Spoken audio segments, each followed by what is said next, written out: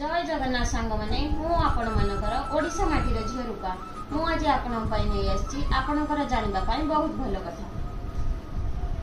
बापा बापा हेउचंदी सेई छात जी ठिया होइथिबा पर्यंत झड़ तोफान और वर्षा सबकिछि निज छाती रे सही निज संतान को रक्षा करती।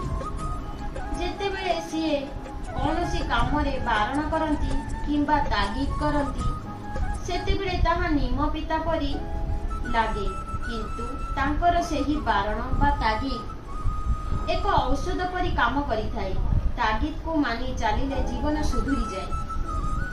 जे पर्यंत बापा जीवित थांती कौनसी प्रकारर चिंता रहे नाही, से सबकिछि संभाली नियंती।